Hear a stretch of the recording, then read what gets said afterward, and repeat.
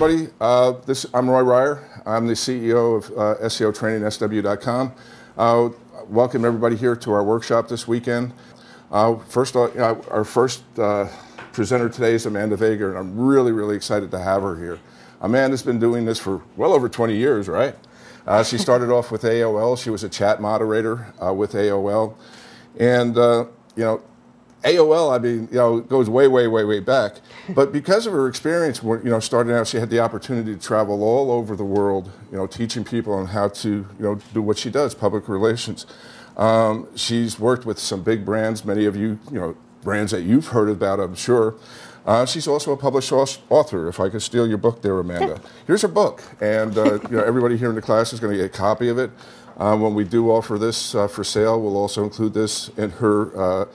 The video will also include a copy of that book, so if you buy the video, we'll also include that book with you. She also has an MBA from Columbia University and is currently the CEO of her own agency, Amanda Vega Consulting.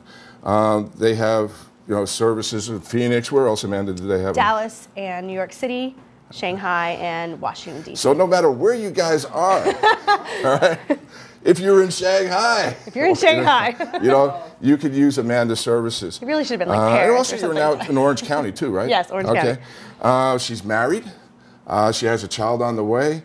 And this is something really kind of a secret about Amanda, okay? Uh-oh. She drives a pink Porsche. What's the story on that pink Porsche? I really wanted a red one, but the pink one was way cheaper. The pink one was way cheaper. Amanda, welcome. Thank you very much. And we'll get it started. Thanks, everyone. Okay, we will get started, and I'll dive into this. I'm supposed to be slotted for about 3 hours, and I don't know if there's that much in terms of how I've diluted PR, hopefully to make it simple enough that it doesn't take 3 hours of your time. As a presenter, I'm the type that feel free to stop me along the way and ask questions. I don't have to wait till the end, and I don't get fumbled up in what I'm talking about. This is all about you learning what it is you came here to learn, and making sure that I'm covering any piece of information that you came here in search of. So if we get to a section, just ask the question. If we're going to meet it later, I'll let you know. If not, we'll stop and discuss. So you've already got the background of everything. We've done a lot of work over the years. It's been really fortunate. So in terms of public relations and social media and all of that, we've done healthcare and major retail. We've done a lot of distributorships and B2B marketing and software. So it's kind of all over the map. People ask the question a lot in PR if there's a difference between the industries, and there really isn't. So regardless of what kind of company you work for or you're representing, the basics of what we're teaching you today applies across the board. Really in PR, the only thing that changes is the media list that you pull and sometimes the type of story that you pitch. So we'll go into pitches and how that changes later in the day. Let's see. That's not the picture of the actual pink Porsche or my pug, but I do love cupcakes. So I wanted to start by trying to get a feel for what you guys know and what you're looking for. So what do you guys actually think of PR? I didn't know if some of you are already in PR or what you think. Because I know what you do, we'll answer it what I thought it was and what I've come to learn it was, or what it is. So PR, you normally think of listings and publications to where you'd normally have to pay big bucks to get that listing, and oftentimes you can get there through relevant articles, something juicy you're giving a reporter, something like that.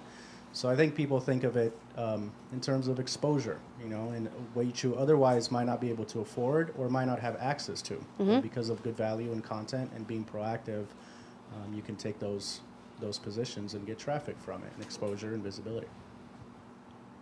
Yes? No? Yeah, no, that's true. Anything? Anyone else? My own experience in consulting with other agencies, one thing I see, people don't work. I like to hear Amanda's perception on this. A lot of people don't worry about their public relations until the crap hits the fan. Mm-hmm, true. And then, what do we need to do? Right. So, my perception of what PR should be is, a proactive solution rather than a reactive solution. Mm-hmm. That's my own, thoughts of, public relations. Yeah. I believe PR is your face to the public, and that's different from marketing, which is your sales channel or your sales funnel. Absolutely. Absolutely. we go through PR, and in the book, and I think we got you guys all copies of the book, right? Or no, Fabian has them. Most of the stuff is going to be in here, and we just list the typical definition of what PR is, and we list a bunch of different, renderings of what it is. But in short, basically, it's what is the perception put out to the public through various media channels of your company, product, or service that you're schlepping, basically. Roy's right in that a lot of companies don't think about their public relations until there's a crisis situation. And crisis management public relations cost 10 times as much as just normal managed PR. So we love crisis PR. And really, it doesn't have to be incredibly extensive, and it rolls up into everything. And like you were saying, the difference is, the sales channel and the marketing channel is kind of like, how are you spinning that message to sell something? On the PR side, it's like, what is the story of the company, and what are we putting out there? In general, when you think about, what are the various things? So when you're watching the news at night and you see the story of the new opening of the restaurant down the street, that's an example of public relations. When you see the story of someone, who's high profile, who broke the law, and this is what's happening with their attorney, that's also public relations. When you hear and you watch talk shows and things like that, and you see, on news shows, like if you're watching, O'Reilly Factor or Rachel Maddow, so you've got both sides of the spectrum, their spin on things is also a form of public relations. There's also a whole subset of public relations that's called government relations, which falls into your lobbyists that go to, send messages and try to get, especially like pharmaceutical companies, like let's get Abbott Laboratories spoken about more and get them more money from the government than Eli Lilly. That becomes a part of the PR channel. And anything that hits TV, print, so it's newspaper, magazine, radio, now the blogs, a little bit about what gets posted on Google is considered public relations. And also now in the practice, it seems that the PR practitioners and the firms are the ones that tend to own social media communication as well. There's still that constant fight between, does IT own social media, does web, or does PR? But in general, because it's all falls under the umbrella of corporate communications, tends to be the PR person that's controlling those messages. So along the way, if you have questions specific to the social media side of things, because I don't have it on a bunch of slides, feel free to ask those questions too.